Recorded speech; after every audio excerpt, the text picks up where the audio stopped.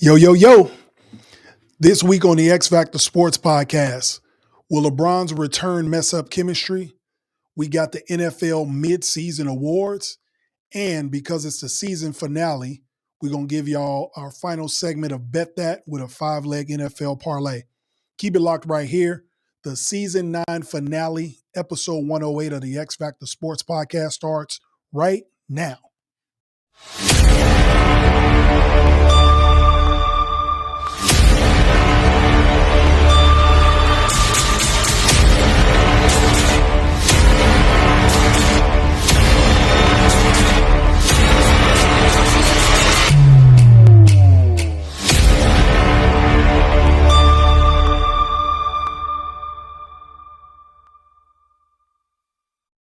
JJ Mondaine of the X Factor Sports Podcast. We are on YouTube every Wednesday night. Be sure to like, share, and subscribe to the X Factor Sports Podcast. You can also catch us on any audio platform you like to listen to shows. Go ahead and check us out and subscribe there too. We got a great show for y'all tonight. This is Season 9, Episode 12, the season finale of the X Factor Sports Podcast. Tonight we're going to get into some NBA. We're going to get into NFL for sure because we're midway through the season. And we got to end it with the best 2-minute warning of the season, so you don't want to miss that. All right, so without further ado, let's go ahead and dive right into the quick news. We're going to start right here with the NFL. On Monday, Brian Daboll got fired, coach of the New York Giants. And I'm not surprised that it happened. I'm not surprised when it happened. I don't think it had anything to do with them losing to the Chicago Bears. I think it's the fact that they just lost the game and how. Okay? A number of factors in why Brian Daboll lost his job. Number one, which is what people don't talk about, Saquon Barkley leaves the team, goes to the Eagles and wins the Super Bowl. Then they let Daniel Jones go, and he looks like a reincarnation of Peyton Manning in Indianapolis. All right? Leading the league in passing yards. Okay? Why couldn't he do that with the quote-unquote quarterback whisperer in Brian Daboll? Then we get to this season. He starts Russell Wilson for 5 games, and then he brings in the kid Jackson Dart. If you've been watching the X Factor Sports Podcast, we talked about it in like the 3rd or 4th episode that it might be time to let the kid play. And so they did. But this is the straw that broke the camel's back for me. First of all, I'm going to tell y'all publicly why people think they fired Brian Daboll. Because he lost games. He's 2-8. The game they lost to the Bears, they were leading in the 4th quarter. They've lost 4 games like that this season where they were leading in the 4th quarter and just gave the game away. So that's why people think that he got fired. For me, I think he deserved to get fired because of how he was utilizing Jackson Dart. Okay? And this is why you want to marry a coach with a player, with a quarterback, because they're on different timetables. What do you mean by that, Jay? Brian Daboll is coaching for his life. Figuratively, he's coaching for his job, right? Jackson Dart is a rookie quarterback trying to figure out the league. For those of y'all who didn't know, Jackson Dart only started in 6 games. And he was evaluated for a concussion in 4 of them. So what does that tell you about what this program, this team is doing for this kid or to this kid, right? One game, Jackson Dart had to go in the blue tent, and Brian Daboll runs over to the blue tent screaming, saying, "Give me my quarterback," which is a no-no in football. Every fan, every real football fan, and every football player knows that is a cardinal sin. A coach does not go to the blue tent screaming for their player. You let them evaluate them and do the procedures right. So he did that. Then he got a concussion on Sunday in the Bears game. So that's 4 concussions. It totaled out to 4 total concussions that he was checked for, and he's only started in 6 games. Now I'm circling back to the timetable. The reason Brian Daboll was doing that is because he has to win now or he loses his job. So he's going to be frantic. He's going to play this kid in tough situations. because he feels like he has the best opportunity to win games for them, disregarding his health. That's a no-no. So that's why I think he deserved to get fired. Not because of the record. The Giants have been trash for years. It's how he's mismanaging his team and losing his locker room. That will not only lose you jobs, that may not get you new jobs. So that's why I think about Brian Daboll getting fired. I think he deserved it. You're putting this kid in harm's way. He's a rookie. He needs to develop. And because you're on a different timeline trying to keep your job, you are hurting this kid's future. So that's why he deserved to get fired. All right. Over to Major League Baseball. We got gambling scandals here too. All right. So everybody was throwing shade at the NFL. Everybody was throwing shade at basketball over the last couple of weeks, the Chauncey Billups thing. Now we got it in baseball. All right. Cleveland Guardians, 2 pitchers, Emmanuel Clase and Luis Ortiz. Both of them have been basically charged with fraud. FBI came in on them, conspiracy, bribery, all the above. And if they're found guilty of these alleged crimes, they can get up to 20 years in prison, right? So this is what happened. For those of y'all who didn't see it, I'll just paraphrase. These 2 pitchers were basically throwing the game off by bad pitches, throwing balls, or throwing bad strikes, basically trying to manipulate the game so people that bet on them can win money. The money got up to $450,000. And with that money that people were winning off of these 2 pitchers were getting kickbacks. And so, again, like we talked about a couple weeks ago in the NBA, when the feds come to you, they're not coming to you like regular PD, like somebody in the street. They coming to you because they have evidence already. They already got a case for you. They can't even move in on somebody until they have case evidence. So that's what they found out here. These guys were manipulating pitch speeds, locations, throwing balls. It was real scientific how they were doing it. They got caught. $450,000 in winnings because of what these guys were doing, all the way back to May 2023, with Clase and then Ortiz joined this season, right? All I'm going to tell you guys is this. When it comes to betting on sports as a professional athlete, as soon as they ban one of these guys for life, it will end. As simple as that. If you are involved in any type of sports betting, I don't care if your cousin's doing it. If you are involved in any way, shape, or form, you're banned for life. That's all they need to do to these players. So Emmanuel Clase was making $12 million, and he's still nickel and diming with these kickbacks, right? So obviously there's something wrong with these guys. They probably need to get help. But I'm banning you from my league if I'm a commissioner. Like, it's a zero policy. It has to be at this point. It has to be zero policy. If you're a coach, if you are a player, if you're a ball boy, whoever, if you are a part of the league, you cannot bet on professional sports, especially your own. But I would ban him from betting on any professional sports, or you're banned, period. Simple as that. All right. Then last but not least, in the quick news, in the NBA, Nico Harrison, we all knew this was coming. So Nico Harrison got fired yesterday, GM of the Dallas Mavericks. Now, this firing to me was premature. I know y'all gonna say, Jay, he shouldn't have traded Luka Doncic. Sure. But I think the only reason he was fired is because the ownership was influenced by fan reaction, media reaction, and the Lakers are off to a good start. Luka Doncic is playing well, and the Dallas Mavericks are not at the moment. Okay? We are 10 games into the season, 13 games into the season, whatever. Very, very early. And this owner panicked. As simple as that. Nico Harrison is the scapegoat because he didn't sign off. He can't sign off on trades. He can maneuver and try to make trades and put them on the table. The owners of the team have to sign off.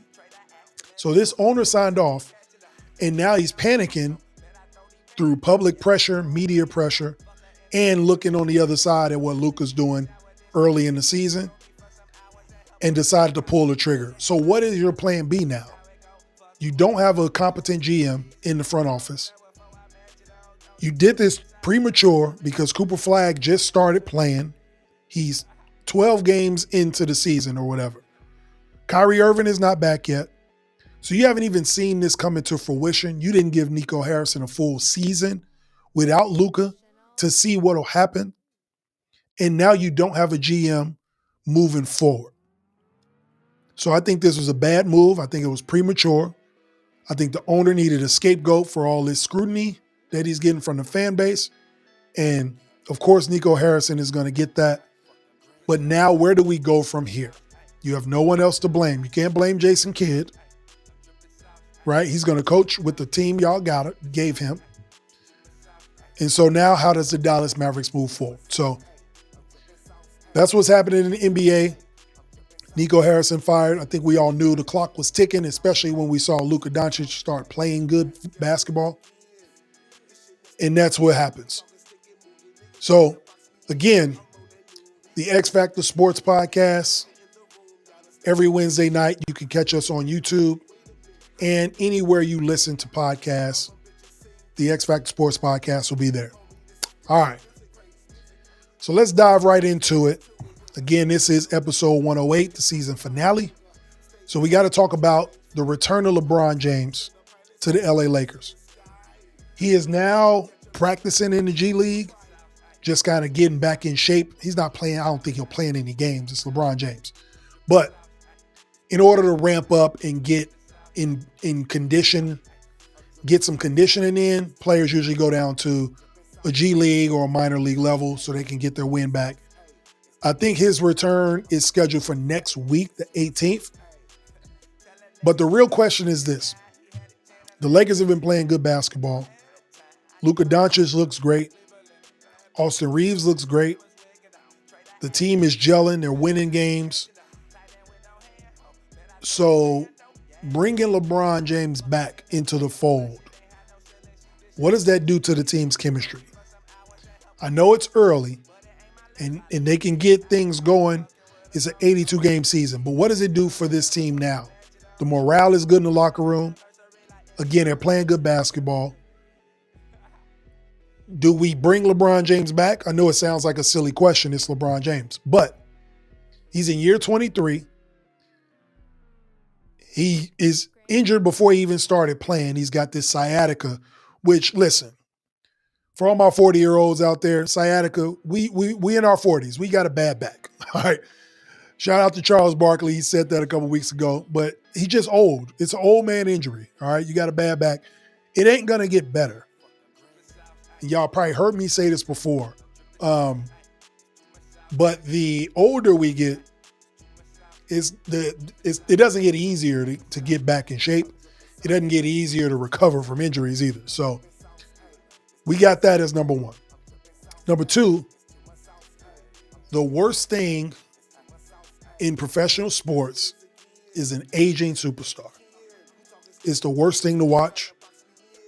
It's the worst thing for a locker room, especially a locker room that's got promise with good potential and good young players. It's just bad optics because an aging superstar doesn't want to relinquish the superstar, right? They almost ignore the aging and continue to move forward with, I'm a superstar. LeBron's been a superstar since he was 17 years old. And now he'll be 41 in a month. What does his role look like when he comes back? This team is transitioning in real time to Luka Doncic's team. And him and Austin Reeves have built a rapport and they play really good with each other. And the rest of the team is forming around that duo. So where does an aging superstar fit in? What does JJ Redick, a second-year coach, do who is grooming, who is prepared to coach a young team? We knew this was coming. We knew we were ushering in a new regime with the Lakers when they got Luka Doncic. But now that we're here, the question is, what do we do about it? I know all you LeBron fans say, he averaged 25, 7 and 7 last year, and he gonna come back and still do the same thing. Listen, this is when you know a player is out of their prime, specifically superstars.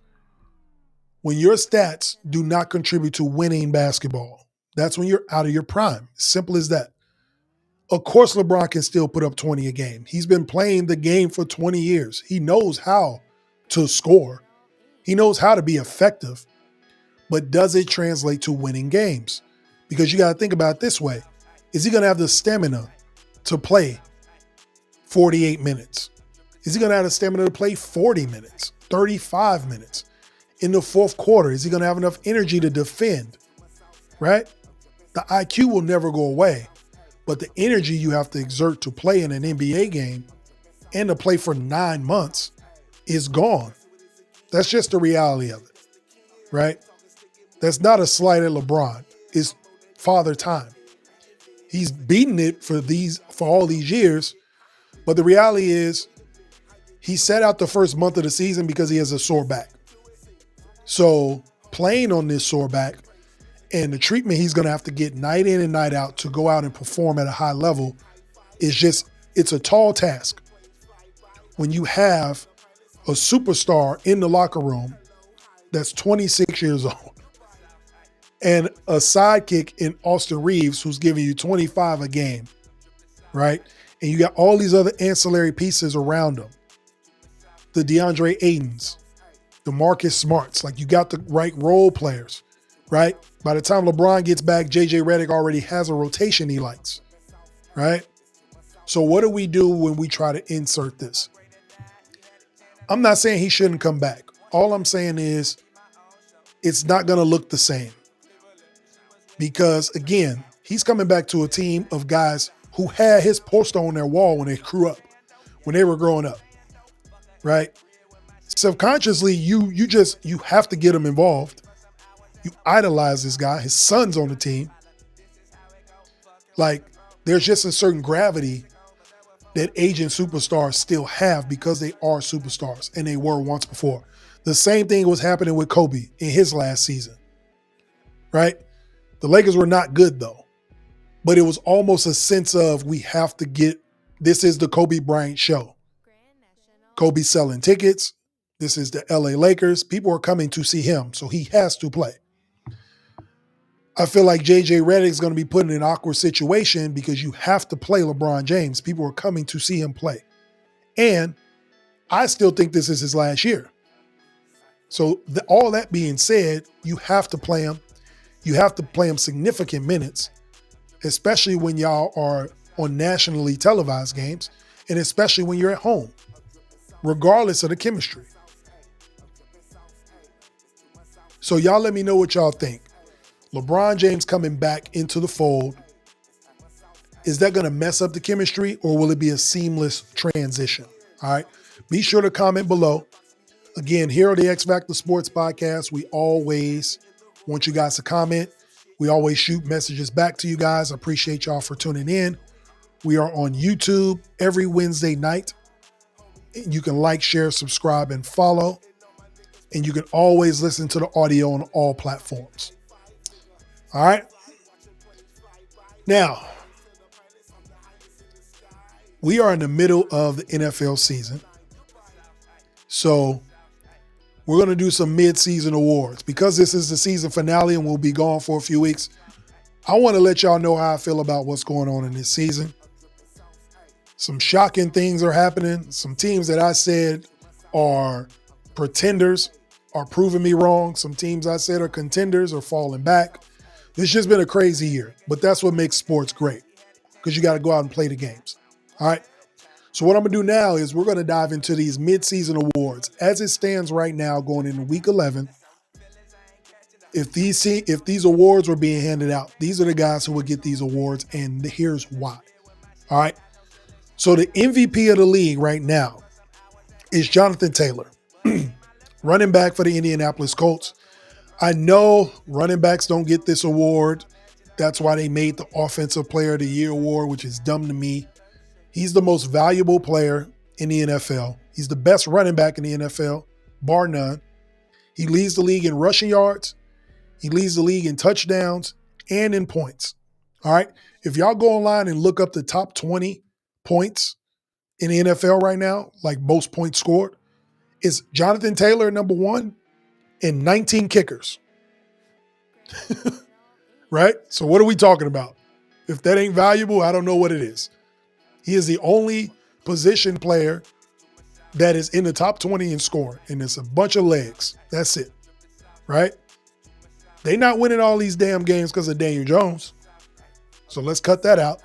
If Jonathan Taylor's not in these games, they might have a record in reverse. They might be 2-8, maybe 3-8, or 3-7. But they are the number 1 team in football because of the way Jonathan Taylor is playing.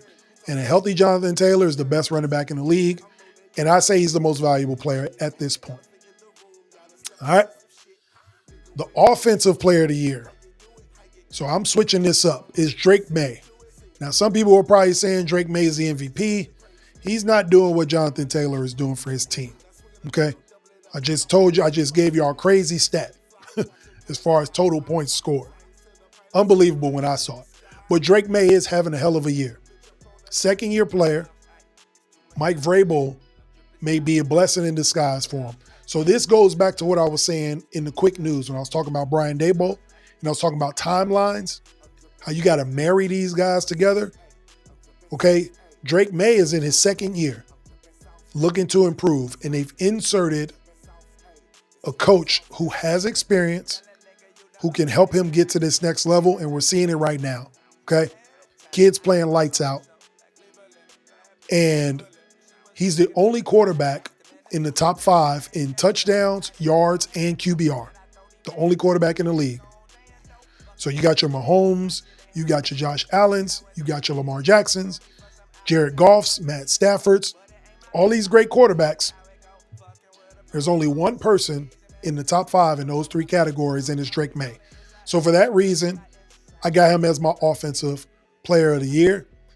And winning matters, of course, right? They're winning because of what he's doing on the offensive end.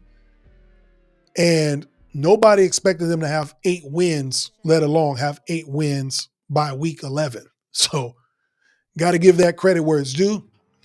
So I got Drake May as the Offensive Player of the Year.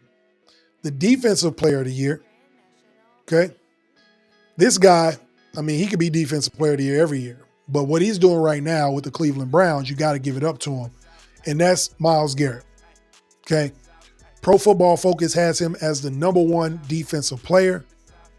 And he leads the league in sacks. He's got 11 sacks in 9 games. And he's got the most tackle for losses. He's got 17 tackles for losses. Just dominant as always, Myles Garrett. If you don't think he's the best defensive player, he's definitely the best edge rusher. And he's been the best edge rusher probably for the last 5-6 years. Okay? So that's who I got as the Defensive Player of the Year as it stands right now. Myles Garrett, number 1 defensive player in Pro Football Focus. Coach of the Year. Coach of the Year goes to Mike Vrabel at this point. Again, a lot of names can be thrown in there. Ben Johnson can be thrown in there as a dark horse. Okay. You can throw in Shane Steichen for the Colts, obviously for what they're doing. You can throw in the coach, I think Mike McDonald up in Seattle. The way they playing, they winning a ton of road games. They're a surprise to everybody. Sam Darnold still balling. But I'm giving it to Mike Vrabel simply because going into the offseason, this was the least talented team in football. And what he's put together in the offseason, bringing veterans in, working with Drake May, getting the offensive line shored up. Again, they were only predicted to win 7 games this year. They were ranked 26th in preseason as far as teams in the NFL. Only 32 teams in the NFL. The Patriots were preseason ranked 26th. They have the best record in football right now. Nobody had them leading the AFC East. They're beating out the Bills. They got 2 games on the Bills, and they beat them head-to-head already, right? So you got to credit Mike Vrabel for that, especially after the Titans fired him, which was crazy, a couple years ago. For him to step into this mess that the Patriots were last year and have them looking like real contenders with a quarterback who's getting MVP whispers and Offensive Player of the Year conversation in his second season. Mike Vrabel's bringing back discipline. You can tell there's a little bit of Belichick in his teachings, obviously because he played for him. He has championship pedigree there, and you're seeing it unfold. This looks like a good regular season team. I'm interested to see if they make the playoffs, what that looks like. But at this point, give me Mike Vrabel as Coach of the Year. All right? Then we get to our rookies. The Offensive Rookie of the Year, I'm going with Emeka Egbuka from the Bucks, wide receiver.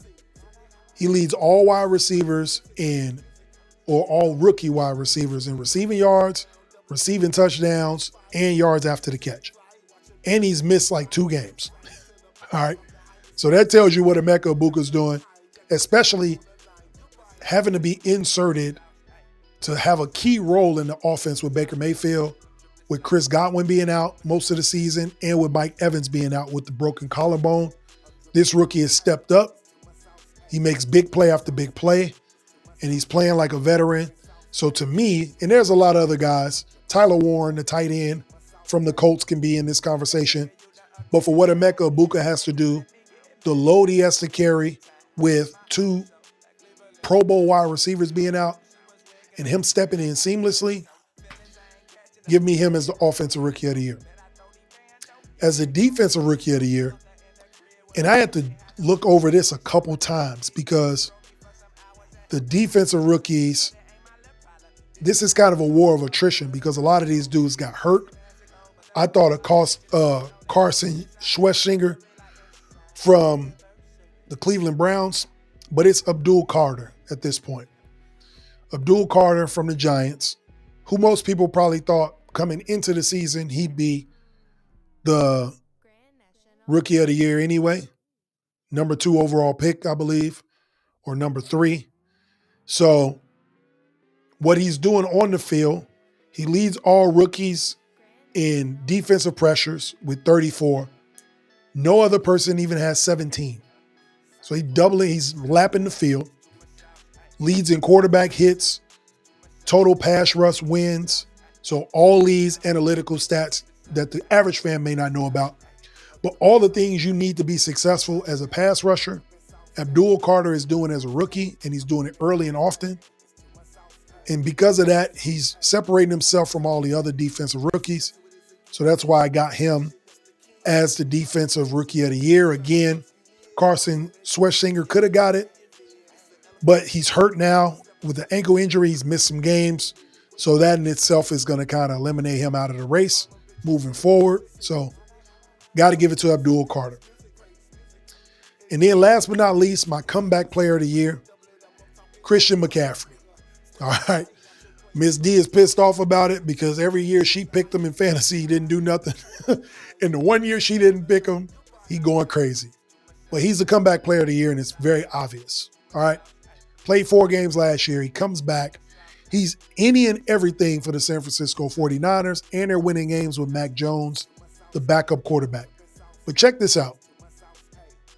Christian McCaffrey is on pace to have 1,000 yards rushing and 1,000 yards receiving this year, which is ridiculous. All right, he's got 4 rushing touchdowns, 4 receiving touchdowns. So he is on pace to have a monster year. So it's easily it will easily be him as the comeback player of the year if this trend continues. I think he's got over 600 rushing yards and over 600 receiving yards, 4 touchdowns in each. He can have 1,000 yards and 10 touchdowns on both sides. He gets over 30 snaps a game or 30 carries a game, it seems like. So everything you need out of an offensive player, the ultimate Swiss Army knife, Christian McCaffrey, comeback player of the year. All right. So y'all let me know what y'all think. Mid-season, Who do y'all think is going to win these awards? Y'all see the list right there. Be sure to comment below and let me know what y'all think on that. Okay? Again, the X Factor Sports Podcast can always be caught on YouTube every Wednesday night. Be sure to like, share, and subscribe. A lot of people like the reels on social media. A lot of people even comment on the reels on social media. And I make sure I like your comments. I make sure I respond to them. But we got to start sharing the comments. We got to start sharing the reels, okay? That's how we grow. We're almost at 7,000 subscribers on YouTube, thanks to y'all. We're trying to get up to 10,000 by the end of season 10, so I need y'all help to do that, all right? Now, for the last episode of season 9, you know we had to come with Bet That. We got some great games in the NFL for week 11, and so we got a 5-leg parlay we're going to dive into. The first game, we got Tampa Bay at Buffalo. All right. And that spread is at 5.5. I'm going to take Buffalo to cover the spread. They're the home team. Josh Allen plays great at home. They're coming off a bad loss to the Dolphins. Feel like they want to avenge that. The weather is changing up there in Buffalo. You got a Florida team coming up north, out of conference, out of their division, in a cold weather game. Buffalo in November. Give me the Buffalo Bills covering the 5.5. It's going to be 48 degrees and windy on Sunday. Baker's going to have a tough time trying to throw that ball. So we'll see what happens. In the second game, I got the Bears at Minnesota. The weather won't be an issue in this game like it was last week in Chicago because the Vikings play in the Dome. I'm taking the Chicago Bears to cover the 2.5. They're underdogs. I got them covering. Some of y'all, if y'all feeling real good, y'all can take them outright, but I got them covering. The Bears have the momentum. I think they get this lick back after week 1. They gave away that game. I think they should have won in week 1 against Minnesota. I think they come back, clean up some of the mistakes. Don't allow JJ McCarthy to get confidence at all in this game. Clean up some of the mistakes. Please keep my blood pressure down in these fourth quarters, Bears. Last few weeks been crazy, but I love it because I've been able to get my victory cigars. So I got the Chicago Bears covering in this. Minnesota's been inconsistent. The Bears have the momentum. They're starting to believe. Caleb Williams is playing great football. If you look at these fourth quarters, he has been carrying us with all the mistakes, guys dropping passes, offensive linemen missing assignments. Caleb Williams has been figuring it out. It hasn't been pretty, but I think the most important thing a quarterback has is belief from the locker room. And I think on Sunday, after coming back and winning that game, I think they're starting to believe in number 18, and I think it carries on to Minnesota. So give me the Bears covering the 2.5. In the third game, we got Seattle Seahawks going to LA. I'm taking Seattle in the money line. I know this is a divisional game. The Rams have been playing lights out. But the best road team in football has been the Seattle Seahawks. I've alluded to it. I alluded to this earlier in the last segment. Seattle's been tough, man. They've been across country beating teams. They've flown to Pittsburgh, beating up on people. They've flown to Tampa and beat up on people. They don't care where they play. They don't care what time zone they in. I know it's a divisional game, but I think this game will be won in the trenches because of the defense that Seattle's playing. The defense has been low-key more impressive than Sam Darnold even, if you watch these games.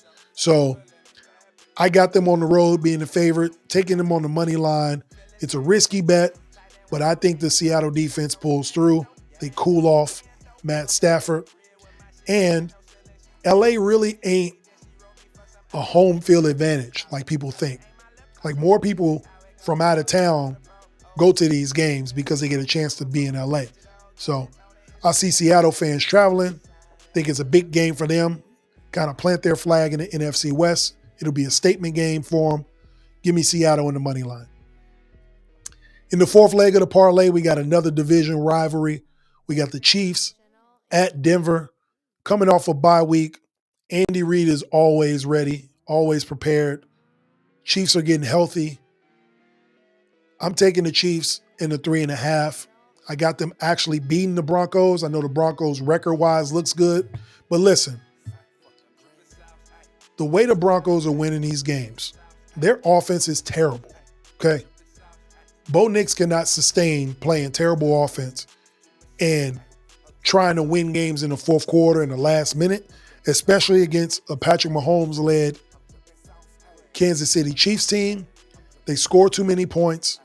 I think just strictly off of having a bye week to figure out this defense and get some schemes together, the Chiefs will score points. And I don't know if Bo Nix and the Broncos can score enough. So for that reason, I'm taking the Kansas City Chiefs on the road, 3.5, coming off a bye week. I believe in Andy Reid and Mahomes up against anybody in their division coming off a bye week. And we're in week 11. It's crunch time. They understand how important these divisional games are. They are behind the sticks, figuratively, and behind the sticks in their standings in the division. They got to start racking up some divisional wins. I think this is a big, important game. I think this game is more important to the Chiefs than the Broncos because the Broncos have 8 wins. So give me the Chiefs winning this. They come out more hungry and they get the dub. Then the last leg of the parlay, Detroit at Philly. I know this parlay is crazy. I think I have every road team except Buffalo or except Tampa Bay winning in this 5-leg parlay. So give me Detroit going to Philly and getting a win. All right.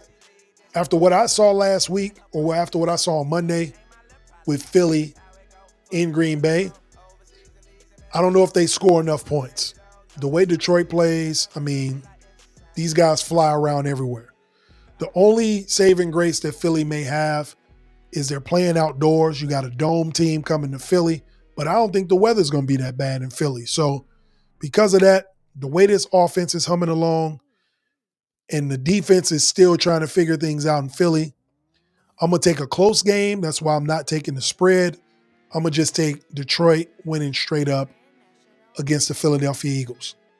So that's what we got for our parlay. All right. I got Buffalo covering 5 and a hook. I got the Bears covering as underdogs 2.5. And then I have Seattle on the money line in LA.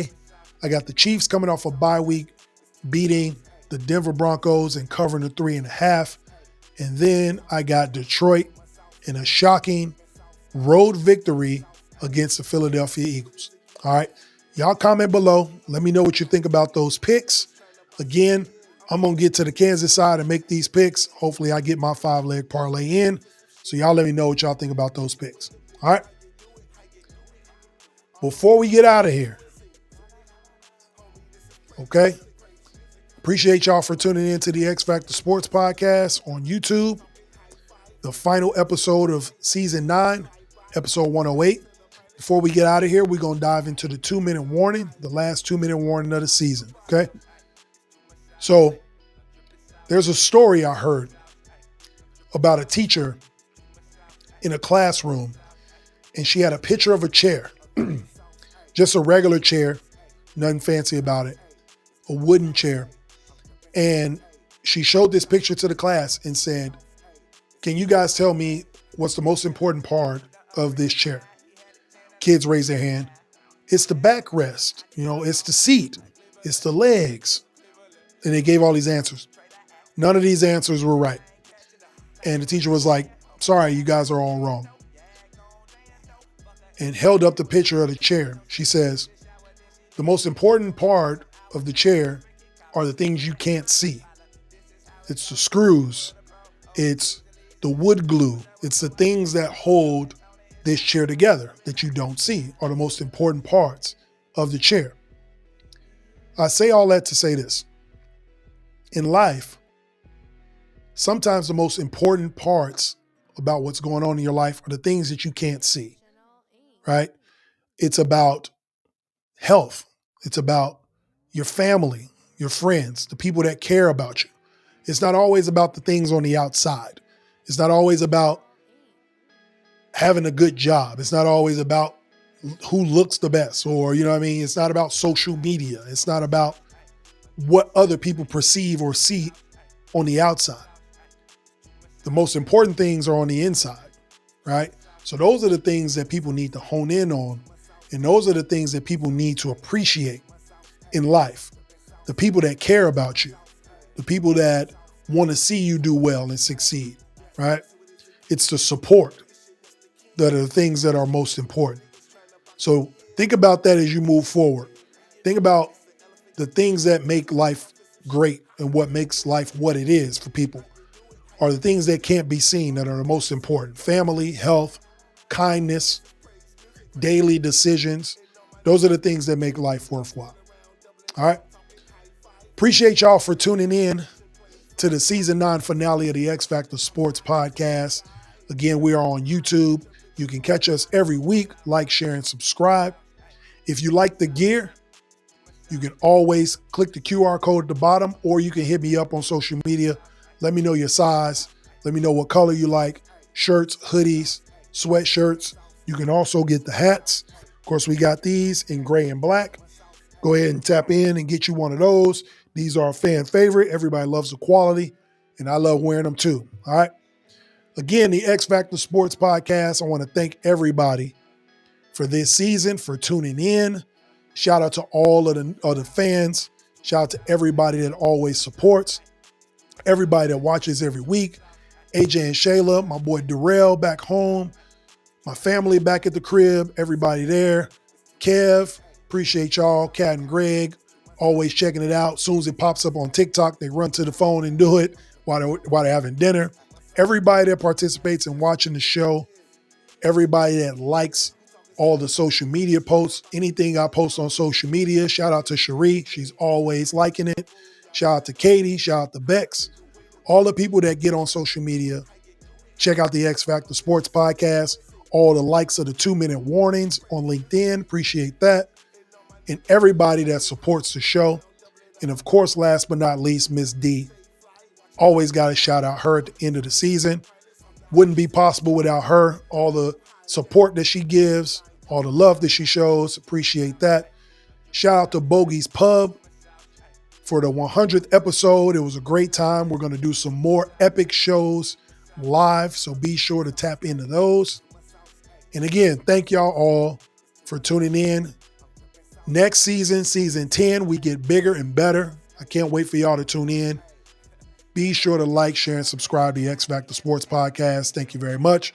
And we'll see y'all next time. Peace.